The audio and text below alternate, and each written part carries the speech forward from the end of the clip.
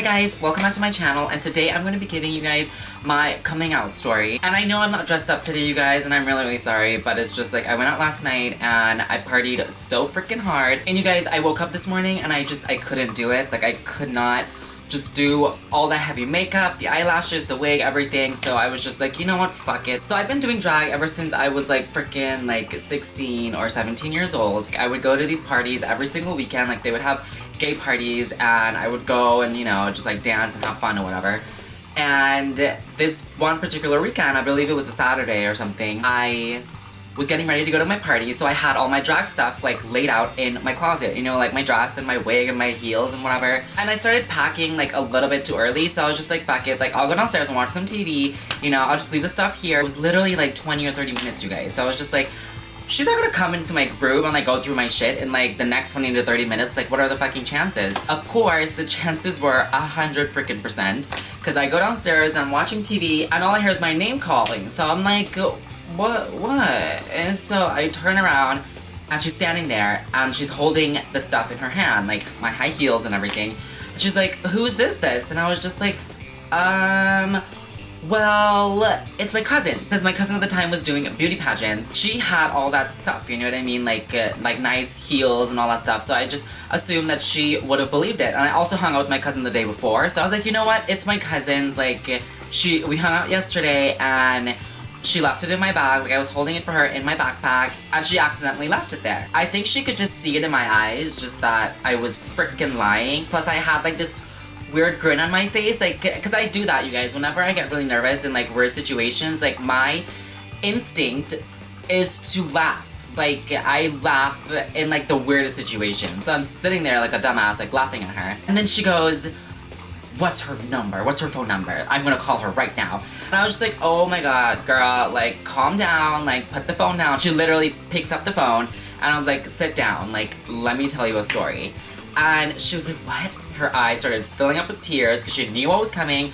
And my sister was sitting right next to me, who, for those of you guys who don't know, my sister is trans, and at the time she didn't identify as trans. At the time, she identified as a gay boy. So we're both sitting there, and my sister's eyes are just like, oh my god, what the fuck is about to happen? She literally gets up and runs upstairs, you guys, and freaking leaves me there by myself to fend for myself. So my mom sits down and I look at her and she was like, whose stuff is this? And I was just like, you know what, girl? It's my stuff. She was like, what? You're gonna wear this stuff? You're gonna wear high heels? You're gonna wear a dress? She's like, is that what you do when you go to these parties or whatever? And I was like, yeah, pretty much. And she's like, why? And I was like, because it's fun, like, why not? And she broke down in tears, like, everyone's mom does, well, mostly everyone. And I just felt really bad, you know? Like, I felt like a disappointment. It didn't feel good, obviously. And it was the day that I've been dreading as a little gay boy. Like, it's a day that you dread, like, your whole life is when your family finds out or your parents have to find out. It's the most liberating day of your life, but it's the most dreadful day of your life, too. Like, it's bittersweet because it's just, like, it's such a hard thing to do and such a hard thing to say. But at the same time, once it's all said and done, like, literally, you feel like 1,000,000 pounds have just been, like, lifted off of you, you know what I mean? So she started crying, whatever, she begged me, she's like, please don't go to this party, like, if you do go to the party, please don't dress up, like, don't wear women's clothing or whatever. And I was just like, no, not gonna happen, like, I'm fucking going to the party, and there's nothing you can do about it. Like, I'm fucking 18 years old, I can do whatever I want, you know? So I got up, packed up all my shit, and I went to the party. My sister called me and like 2 hours later and she's like, oh my god, mom's going through your entire room. She's ripping apart your freaking closet and everything. And I was like, good, let her go. Like, you know what I mean? Like, if she wants to go find stuff, like, let her do it. It's not my doing, you know, like, I have my stuff in my private space. If she wants to go looking for that stuff, like, that's on her, you know? Plus, I also believe that the fact that parents or like anyone like takes this so hard, it's just like, I have no compassion for it. None whatsoever. It's like, I understand you're raised in a different time or whatnot, but at the same time, you adapt. You're a human being, adapt to the times. Like, why should I feel bad about who I am because it makes you uncomfortable, you know what I mean? So the next day, I'm coming back home and my sister calls me, and this, when I say my sister, I mean my younger sister, who is trans and identified as a gay boy at the time, and she was just like, oh my god, like, we're at my other sister's house, which I have an older sister also, a cisgender female sister, and my mom just told her, and she's freaking out, and like, she's going ballistic and blah blah blah, whatever. Needless to say, she basically never spoke to me again after that, my older sister. We still don't talk to this day.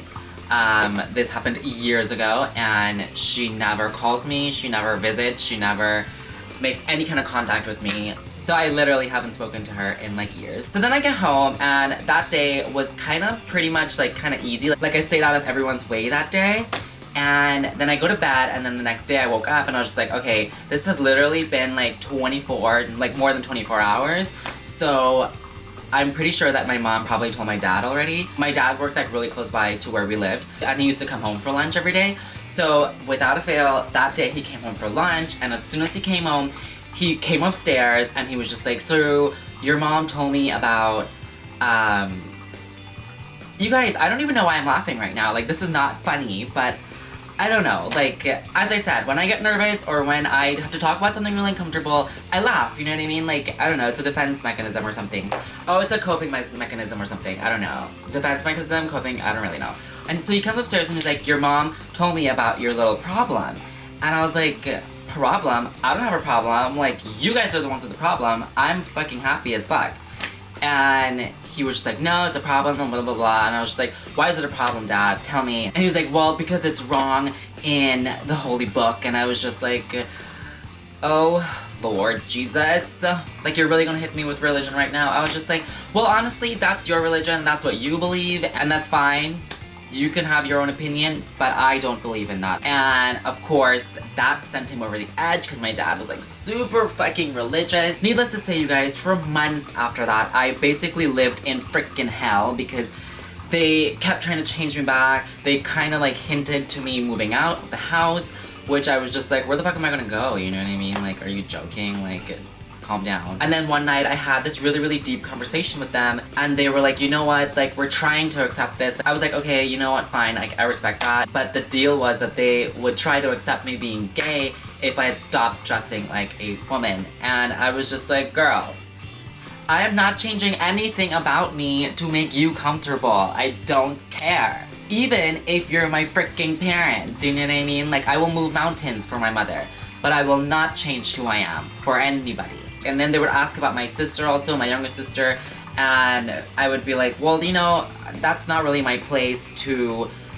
tell. Like, I know that you guys ran around and spoke to each other all about it, like, about my sexuality, but I'm not gonna do that, about my younger sister, or my older brother, which, by the way, my older brother is gay too. But then, you guys, like, a few months later, my dad actually passed away of a heart attack, and, he died not accepting me for myself. And then, you guys, the best part of this whole story was that my sister, my older cisgendered female sister, called my house where I lived, and my younger transgender sister lived too, and told her that we were the reasons why my dad died, because we were gay. And of course, my younger sister is crazy. Like, you do not say something like that to my younger sister. Like, my younger sister freaking lost it and like went nuts on my older sister, cussed her out and hung up the phone. Until this day,